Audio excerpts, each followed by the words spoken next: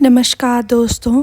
अगर आप RPF constable या आरपीएफ सब इंस्पेक्टर यानी एसआई भर्ती 2026 का इंतज़ार कर रहे हैं तो आज की इस वीडियो में हम जानेंगे आरपीएफ रिक्रूटमेंट 2026 की पूरी जानकारी, eligibility, age limit, selection process, exam pattern, syllabus, application fees और फिज़िकल स्टैंडर्ड्स।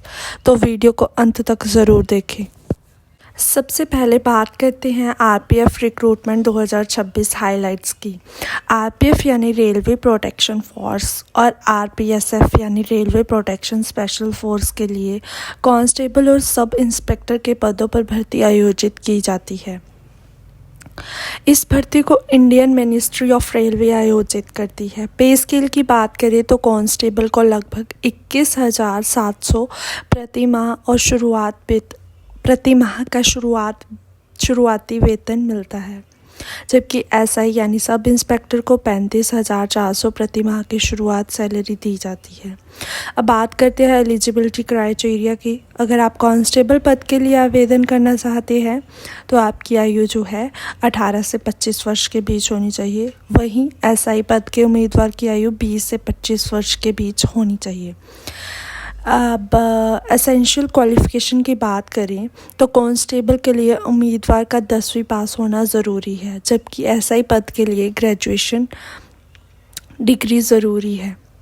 अब बात करते हैं फ़िज़िकल स्टैंडर्ड्स की। जनरल और ओबीसी कैंडिडेट्स के लिए न्यूनतम हाइट जो है 165 सेंटीमीटर रखी गई है। फीमेल कैंडिडेट्स के लिए हाइट 157 सेंटीमीटर रखी गई है। एससी और एसटी मेल कैंडिडेट्स के लिए हाइट 160 सेंटीमीटर तथा फीमेल कैंडिडेट्स के लिए 152 सेंटीमीटर रखी गई है। कुछ विशेष श्रेणियों जैसे घरवाली, गोरखा, डोगरा आदि उम्मीदवार के लिए मेल हाइट 163 सेंटीमीटर और फीमेल हाइट 155 सेंटीमीटर रखी गई है। मेल कैंडिडेट्स के लिए चेस्ट मेजरमेंट भी ज़रूरी है।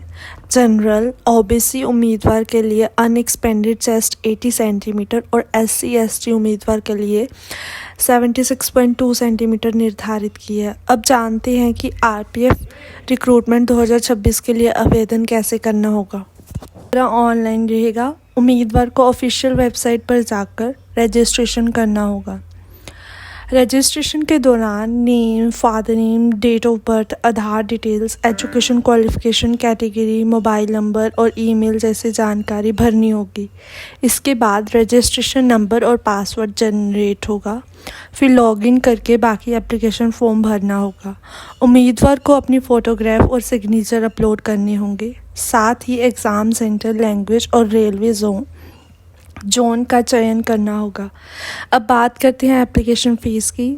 जनरल और ओबीसी कैटेगरी के लिए आवेदन शुल्क 500 रखा गया है, जिसमें से सीबीटी में उपस्थित होने पर 400 रुपया रिफ़ंड कर दिया जाएगा, बैक चार्जेस काट कर।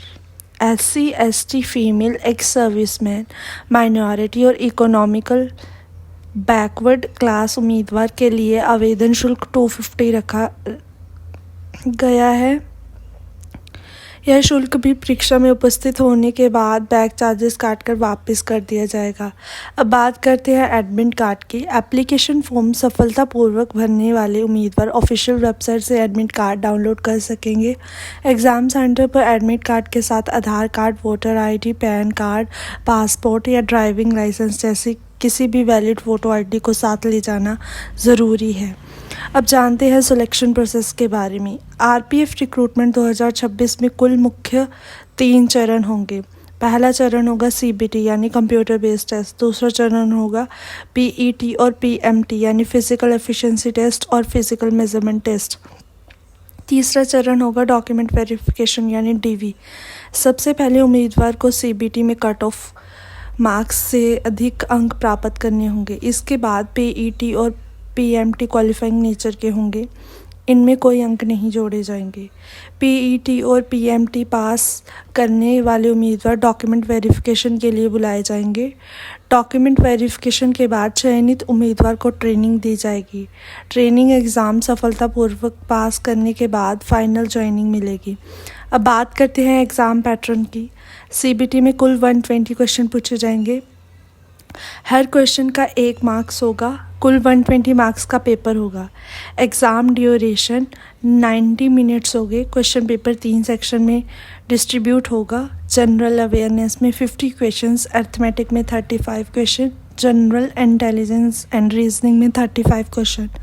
अब जानते हैं सिलेबस के बारे में। जनरल अवेयरनेस में history, geography, economic, art and culture, current affair and general science से प्रश्न पूछे जाएंगे। अर्थमेटिक में number system, percentage, profit and loss, simple interest, compound interest, average, time and distance, decimal and fraction जैसे topic शामिल रहेंगे। अब बात करते हैं जनरल इंटेलिजेंस एंड रीजनिंग में coding, decoding, analysis, syllogism, decision making, statement and conclusion, visualisation और logical reasoning से प्रश्न पूछे जाएंगे। दोस्तों, अगर आप आरपीएफ कांस्टेबल या एसआई भर्ती 2026 की तैयारी कर रहे हैं तो अभी से अपनी तैयारी शुरू कर दीजिए, क्योंकि कंपटीशन काफ़ी ज़्यादा रहने वाला है। अगर वीडियो पसंद आए तो लाइक करें, चैनल सब्सक्राइब करें और बेल आइकन ज़रूर दबाएं। धन्यवाद। मिलते हैं अगली वीडियो में।